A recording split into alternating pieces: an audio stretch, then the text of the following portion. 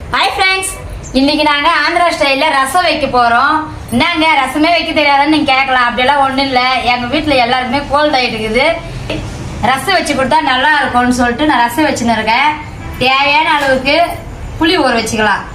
அதுலேயே தக்காளி நல்லா அரைச்சிட்டு புளியிலே ஊற வச்சிடலாம். வாங்க ரசம் எப்படி செய்வதுன்னு பார்க்கலாம்.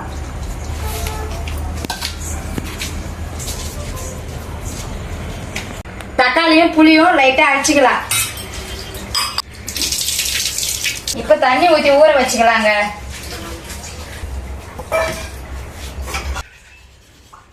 தக்காளி இந்த மாதிரி கட் பண்ணிட்டு புளியிலே ஊற வச்சிடலாம். அப்பதான் நல்லா இருக்கும், கொஞ்சம் டேஸ்டா இருக்கும். இது ஊற வரைக்கும் நம்ம மிளகு சீரகம் அரைச்சிக்கலாம்.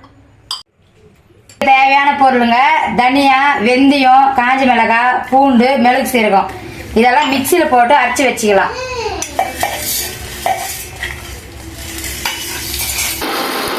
பொடி அரைச்சிட்டேன். அதிகமாக வேணும்னா பூண்டு இல்லாம அரைச்சிக்கணும்.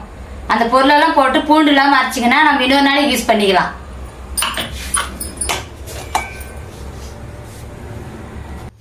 நல்லா ஊறிச்சு கரைச்சிக்கலாம். இப்போ ரசம் செய்ய எல்லாம் தேவையான பொருள் எல்லாம் ரெடி பண்ணிக்கினேன். இப்போ நம்ம பாத்திரம் வச்சுக்கின்னு எண்ணெய் ஊத்திக்கலாம். தேவையான அளவுக்கு எண்ணெய் ஊத்திக்கினா போதுங்க.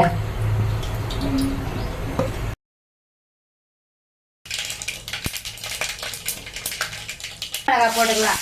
நான் ஆல்ரெடி இந்த மசாலா அரைக்கும் போது ரசப்பொடியில காஞ்சி மிளகாய் போட்டுருக்கேன். அதனால தேவையான அளவுக்கு காஞ்சி மிளகாய் போட்டேன். இப்ப நம்ம அரைச்சி வச்ச ரசப்பொடி சேர்த்துக்கலாம்.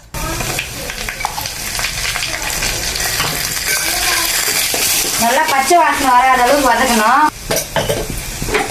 கருவேப்பிலை சேர்த்துக்கலாம். சுபா, என்ன செய்யற சுபா? ரசம் செய்யறங்க. கம கமான வருதுப்பா, வாசனை மூக்க தொலைக்குது. அப்படியே தும்பல் வருது, நெடி. ஆமாவா? சாப்பிட்டு பார்த்து எப்படி இருக்குன்னு சொல்லுங்க. சாப்பிட்றதுக்கு முன்னாடி எப்படி இருக்குன்னா, சாப்பிட்டா ஆல் கிளியர், சளி மொத்தம் கிளியர் ஆயிடும்பா. இப்ப மஞ்சத்தூள் சேர்த்துக்கலாம்.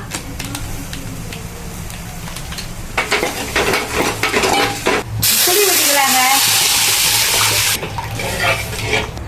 ரசம் எல்லாம் தாளிச்சு விட்டேன். நல்லா வாசனை கமகமான வந்தது எங்களுக்கு.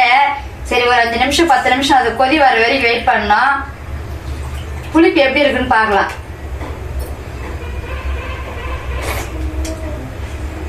புளிப்பு காரம் எல்லாம் கரெக்டா இருக்குங்க. ரசம் பாத்தீங்கன்னா தினமும் ஃபர்ஸ்ட் சாப்பிட்டு 2வது சாப்பாடு போட்டுக்குவாங்க. எங்க வீட்டுக்காரு ரசம் வையின்னுவாங்க. நான் ரசம் வைக்கலன்னா ஒரே கத்துதான் கத்துவாங்க. ஏன் இந்த மாதிரி ரசம்ன்றீங்கன்னா, 2வது சாப்பாடுக்கு எனக்கு கம்பல்சரி ரசம் வேணும்னு சொல்லுவாங்க அவங்க. ரசம் நல்லா நொர வருதுங்க. கொத்தமல்லி போட்டு நம்ம கலாரி விடலாம். சூப்பரா டேஸ்டா இருக்குங்க. நீங்களும் வீட்டுல ட்ரை பண்ணி பாருங்க. ரொம்ப சூப்பரா இருக்கும்.